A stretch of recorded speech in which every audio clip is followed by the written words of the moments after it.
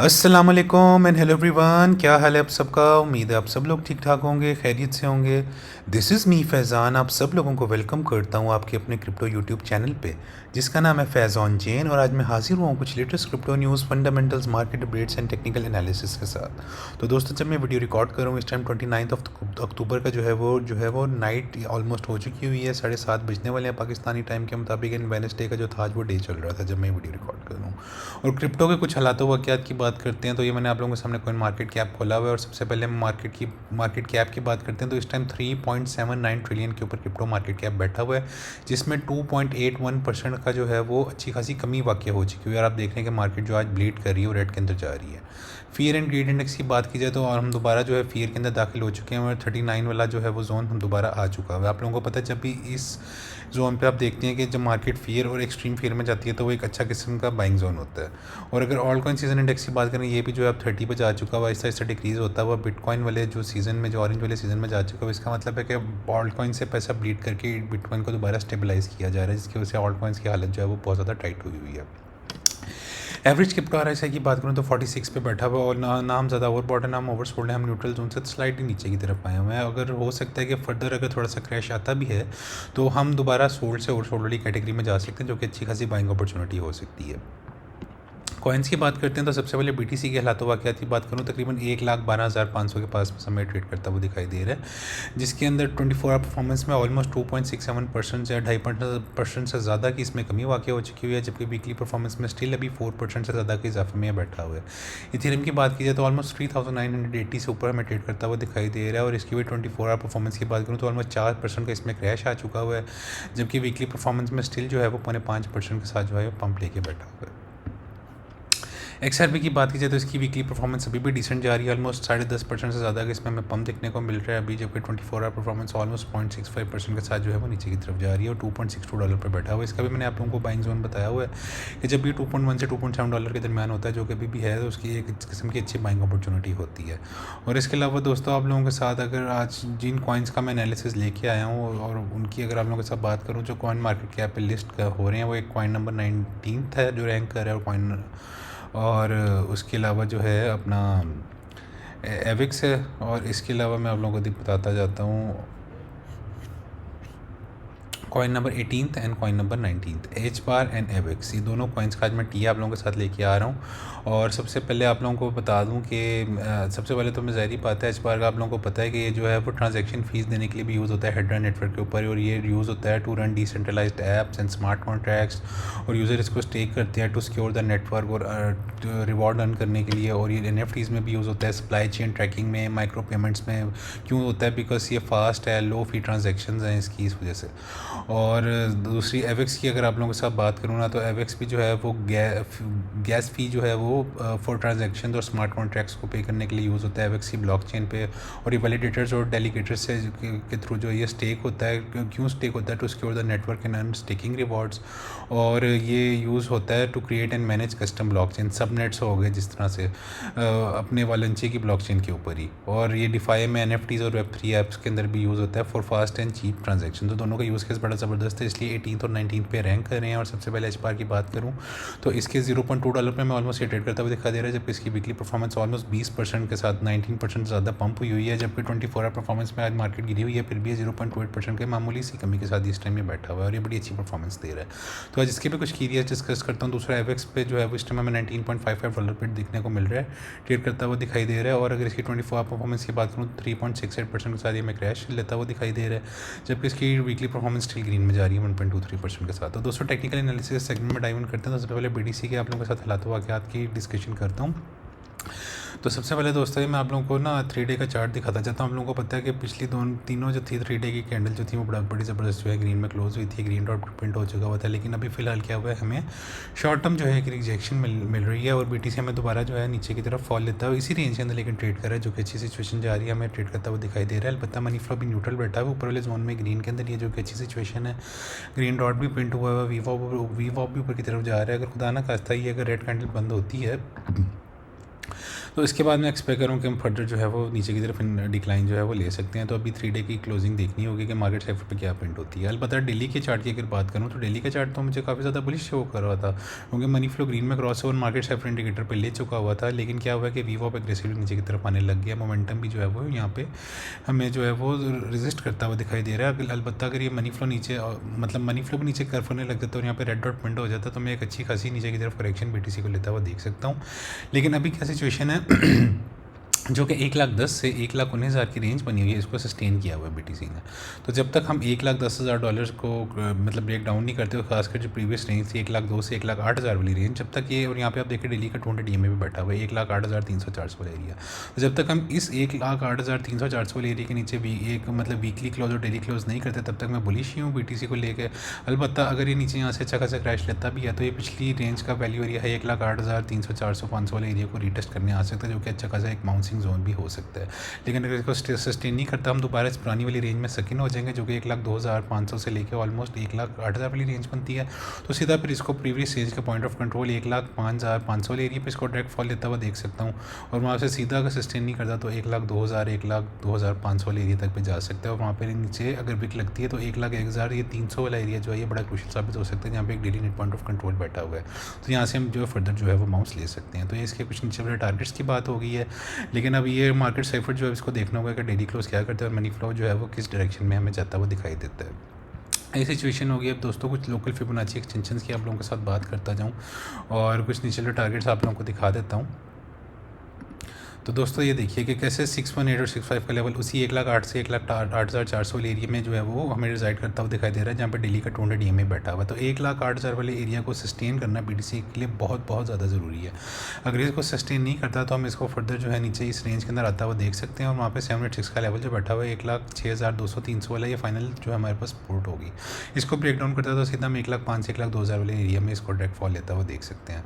तो इससे कुछ निचले टारगेट्स की बात होगी। अलबत्ता अगर मैं आप लोगों को 4 आवर का टाइम फ्रेम दिखाता जाऊँ, 4 आवर के ऊपर भी देखिए मैं अभी बेरिश हो चुका हूँ। आप लोग ये देखिए कि 200 DMA 50 में जो है वो आहिस्ता आहिस्ता आपस में क्लोज होती जा रही है और यहाँ पे एक किस्म का डेथ क्रॉस बनने का खतरा बढ़ चुका हुआ है।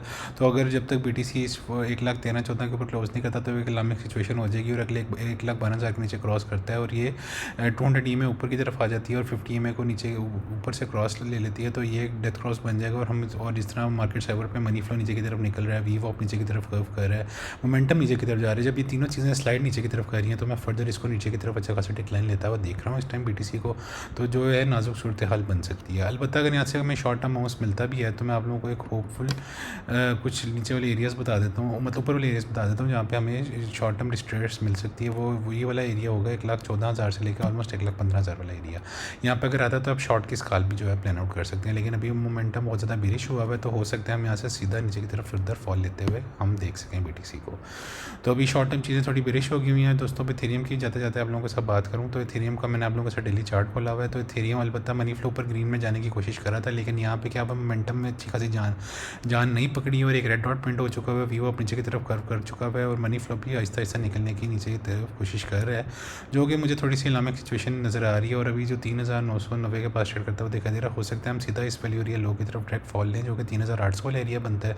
और अगर यहाँ से लिक्विडिटी वीक भी लगती है तो नीचे 200 DMA जो बैठा है ऑलमोस्ट 3,600 वाला एरिया, इसको होल्ड करना बहुत ज़्यादा ज़रूरी है। अगर इथेरियम यहाँ पे आता भी है, हो सकता है यहाँ पे $100-200 के ऊपर नीचे की तरफ विक्स भी लगें, लेकिन जब तक हम इस डेली इसके ऊपर अगर क्लोज कर रहे हैं तो तब तक मैं इसको लेके काफ़ी ज़्यादा ऑप्टिमिस्टिक हूँ इथेरियम को। लेकिन अगर ये 3,600 वाला एरिया जो है ब्रेक डाउन कर देता है तो फिर मैं बहुत ज़्यादा बेरिश हो जाऊँगा इथेरियम के लिए और खासकर आउट कॉइन्स के लिए भी बहुत ज़्यादा बेरिश हो जाऊँगा। और अगर नीचे की तरफ अगर मैं आप लोगों के साथ कोई शॉर्ट टर्म फिबोनाची एक्सटेंशन से पुल करके आप लोगों को नीचे वाले कुछ एरियाज दिखा दूँ, तो आप लोग ये देखिए कि ऑलमोस्ट 3,600 या 3,582 जो 786 का लेवल बैठा हुआ है, जहाँ पे 200 डेली में भी बैठी हुई है, ऊपर 3,700 मतलब 3,580 से लेकर 3,725 वाला एरिया इसको होल्ड करना बहुत ज़्यादा ज़रूरी है। अगर इसको नहीं होल्ड करता और साथ ही 200 DMA को ब्रेक डाउन कर देता तो एक किस्म का मैं बहुत ज़्यादा बेरिश हो जाऊँगा इथेरियम को लेके। लेकिन अगर इसको होल्ड कर लेता तो यहाँ पे स्काल्प की जो है वो लॉन्ग पोजीशन आप बड़ी ज़्यादा अच्छी प्लान कर सकते हैं 3,500 से 3,600 वाले जोन के अंदर। तो इसके कुछ नीचे वाले टारगेट्स की बात होगी। अब दोस्तों जाते जाते अगर मैं आप लोगों के साथ कुछ के ऊपर वाले टारगेट्स दिखाता हूँ, आपको पता है इसने एक रेंज रेंज बनाई हुई है 3800 से लेकर ऑलमोस्ट 4660 वाली रेंज है। तो अगर यहाँ से सीधा बाउंस लेता है तो ऊपर ही पॉइंट ऑफ कंट्रोल पे जा सकते हैं 4300 वाले एरिया के ऊपर। अगर इसके ऊपर डेली क्लोज करता है तो सीधा हम इसको 4660 वाले एरिया पर डायरेक्ट जो है जाता हुआ देख सकते हैं। लेकिन उस 4660 वाले एरिया पर जाने से पहले इसको कुछ जो है वो मतलब नीचे वाली कुछ लेवल्स का इसको जो है वो सामना करना पड़ सकता है। वो कौन से लेवल्स हो सकते हैं वो भी मैं आप लोगों को दिखा देता हूँ। ऊपर वाले जो लेवल्स हो सकते हैं वो ऑलमोस्ट 4236 वाला, जहाँ पर देखा ऑलरेडी इसको 618 वाले लेवल की तरफ से रिजेक्शन मिली हुई है। तो अगर इसके ऊपर जाता है तो सीधा 4300 वाला एरिया बनता है, और अगर उसके ऊपर जाता है तो 4400 4464 वाला एरिया था, और फिर सीधा 4664 वाला एरिया था। ये इसके कुछ ऊपर वाली एरियाज थे। लेकिन अभी जो सिचुएशन जा रही है दिल्ली का रेड डॉट बना हुआ है, थोड़ी सी मेरी सिचुएशन हो चुकी हुई है। और साथ साथ 4 आवर की भी बात करूँ तो वही जो बीटीसी की सिचुएशन जा रही है, मोमेंटम नीचे की तरफ जा रहा है। वीवो अलबत्ता न्यूट्रल डाउन बैठा हुआ, लेकिन मनी फ्लो अच्छा खासा निकल रहा है इस इंडिकेटर से। तो जो ये लग रहा है कि पैसा थीरियम से भी अच्छा खासा निकलने लग गया, और हमें थीरियम में फर्द जो है नीचे की तरफ क्रैश लेता हुआ देख सकते हैं। तो दोस्तों ट्रेड सेफली, तो मैं आप लोगों को नीचे के जोन बता रहा हूँ, वहाँ पर अपना जो है लिक्विडिटी ट्रैप बचा के बैठे अपने लिमिट ऑर्डर्स भी बेशक आप लगा सकते हैं अगर आप लोगों को यहाँ पे मार्केट सेवर पर अच्छी बुलिश कन्फर्मेशन होती हैं। तो अभी सिचुएशन इथेरियम और बीटीसी को लेकर थोड़ी सी बेरिश हो चुकी हुई है। अब दोस्तों जाते जाते दो कॉइन्स ऑल्ट कॉइन्स की बात करूँ, सबसे पहले एच बार की आप लोगों के साथ बात करता हूँ। ये 3 डे के ऊपर एक मैंने वाइड रेंज इसकी खोली हुई है जो कि $0.16 से लेकर $0.31 वाली रेंज बनती है। आप लोग ये देखेंगे जब कुछ दिनों पहले 80% ऑल्ट कॉइन्स गिर गए थे, एच बार ने भी बहुत ज़्यादा लिक्विडिटी विक लगाई थी नीचे की तरफ, वो $0.07 से भी नीचे जा चुका हुआ था। और लेकिन सबसे ज़्यादा बुलिश इसकी चीज़ ये हुई है कि इसने भी जो अपनी वैल्यू लो के ऊपर ही क्लोजिंग दी है, और अब सीधा सीधा ये अपनी जर्नी ले रहा है टुवर्ड्स पॉइंट ऑफ कंट्रोल, जो ये 0.24 वाला एरिया बनता है, और सीधा सीधा वैल्यू एरिया है जो कि $0.31 वाला एरिया बनता है। और 3 डे के चार्ट की बात करें, ग्रीन डॉट प्रिंट हो चुका हुआ है, और मनी फ्लो जो है आप देखिए ऊपर की तरफ कर्व कर रहा है, जो कि हमें चीज़ें पॉजिटिव दिखाई दे रही हैं। और मैं एक्सपेक्ट करूँ कि बेच पार जो है यहाँ से जर्नी पकड़ेगा टुवर्ड्स पॉइंट ऑफ कंट्रोल और वैल्यू एरिया है। और शॉर्ट टर्म में इसको आराम से जो इस लेवल पर बैठा हुआ है इसको सीधा सीधा जो है वो जाता हुआ देख सकता हूँ टुवर्ड मतलब $0.31। और यहाँ पर 60% की तो मिनिमम मूवी आराम से दे सकते हैं एच बार आराम से आप लोगों को। तो ये आप लोगों के लिए एक अच्छा जो है वो बाइंग मोमेंटम बन सकता है शॉर्ट टर्म के लिए। आप अगर 60% इसमें अर्न करना चाहते हैं शॉर्ट टर्म के अंदर, तो आप इसको अभी भी बाई करें। और अगर इसको फर्दर डीसीए करना चाहते हैं तो $0.2 से लेकर ऑलमोस्ट $0.16 तक आप इसको अच्छा खासा डीसीए कर सकते हैं। और इसके सेलिंग जोन जो हो सकते हैं $0.31 से लेकर ऑलमोस्ट $0.4 वाला एरिया भी हो सकता है, जहाँ पे आप लोग इसको सेल वगैरह कर सकते हैं। और अच्छा खासा जो है वो आप लोग अपना कह लें कि ऑलमोस्ट 100% का प्रॉफिट जो है वो एच बार में कमा सकते हैं। तो एच बार अभी जो एक अच्छे खासे बाइंग जोन में आया हुआ है। 3 डे के ऊपर ग्रीन डॉट है, मनी फ्लो ऊपर की तरफ जा रहा है। और यहाँ पे आप देखिए कि मल्टीपल ग्रीन डॉट्स पॉइंट हो चुके हैं। मैं डेली की चार्ट के ऊपर मनी फ्लो जो है रेड से ग्रीन में क्रॉस ओवर ले रहा है, जो कि एक अच्छी सिचुएशन जा रही है। तो मैं सीधा सीधा इसको ऊपर की तरफ ऊपर वाले लेवल्स की तरफ जो है जाता हुआ देख सकता हूँ। तो ये था दोस्तों एच बार की बात होगी। अब जाते जाते एवेक्स की आप लोगों के साथ बात करता जाऊँ, तो इसकी भी 3 डे के ऊपर एक मैंने रेंज खोली हुई है जो कि $16 से लेकर $36 वाली रेंज बनती है। इसने भी नीचे ऑलमोस्ट विक लगाई थी, ऑलमोस्ट $8.5 के पास $9 वाले एरिया के पास जो था चला गया था, लेकिन उसने जल्दी से रिकवरी की और इस वैल्यू एरिया लो के ऊपर हमें क्लोजिंग दी है। अब मार्केट सेवर की बात करूँ तो मनी फ्लो ग्रीन में आके बैठा हुआ है, मोमेंटम अभी मुझे ओवर सोल्ड होता हुआ दिखाई दे रहा है। वीवो ऊपर की तरफ कर्व कर रहा है, अगर वीवो पे 0 वाली लाइन से ऊपर की तरफ क्रॉस ओवर ले लेता तो यहाँ पे ग्रीन डॉट प्रिंट हो जाएगा। तो सीधा सीधा मैं जो है एवेक्स को ऊपर की तरफ जो है वो जाता हुआ देख सकता हूँ यहाँ से। और ऑलमोस्ट $36 इसकी एक सेफ टीपी जोन हो सकता है, जो कि ऑलमोस्ट आपको 90% से मतलब कहें ऑलमोस्ट 100% आप लोगों का पैसा बना सकता है एवेक्स। और अगर यहाँ से ज़बरदस्त किस्म की रैली पकड़ता है तो इसके जो ऊपर वाले बुलिश टारगेट्स हो सकते हैं, जो कि ऑल्ट सीजन के अंदर जो इसके पीक टारगेट्स हो सकते हैं, वो $55 से लेकर $65 वाली एरियाज़ भी हो सकते हैं, जो कि आप लोगों को अगर आप यहाँ से भी इसको अगर आप बाइंग करना शुरू कर देते हैं तो ऑलमोस्ट आप लोग 186% से लेकर ऑलमोस्ट 237% का प्रॉफिट जो है वो इसके अंदर कमा सकते हैं, जो कि अच्छी खासी सिचुएशन बन सकती है। तो 3 डे के चार्ट को लेके जो है वो मैं थोड़ा सा बुलिश हो चुका हूँ। और डेली के चार्ट की भी अगर आप लोगों के साथ बात की जाए कि अलबत्ता शॉर्ट टर्म के अंदर एक ग्रीन डॉट तो बन रहा है, लेकिन मनी फ्लो स्टिल ऊपर की तरफ जा रहा है। तो अगर शॉर्ट टर्म ही नीचे आता भी है तो आप लोग $19.6 से लेकर आप टू डीसीए कर सकते हैं $16.3 तक, मतलब $16 तक आप इसको अच्छा खासा डीसीए जोन बना हुआ है। और इसके बाद इसने वहाँ से ज़बरदस्त किस्म का बाउंस लेना और $36 से लेकर ऑलमोस्ट $55 और $65 तक आप इसकी टीपी लगा सकते हैं और 200+% जो है वो एवेक्स में प्रॉफिट कमा सकते हैं। तो आप लोगों को ये सजेस्ट करूँगा कि एच बार और एवेक्स को अपने पोर्टफोलियोज़ में डीसीए करना शुरू कर दें, और ये आप लोग 100 से 200% जो है दोनों ऑल्ट कॉइन्स के अंदर अच्छा खासा गेन कर सकते हैं। बशर्त ये है कि आप लोगों को जो है अपने पोर्टफोलियोज़ को टाइटली होल्ड करना है। तो दोस्तों उम्मीद है आप लोगों को अच्छी वीडियो पसंद आई होगी। वीडियो पसंद आई है तो वीडियो को लाइक लाजमी कर दीजिएगा, चैनल को सब्सक्राइब लाजमी कर दीजिएगा और अपने फ्रेंड्स एंड फैमिली मेम्बर्स के साथ भी शेयर लाजमी कर दीजिएगा।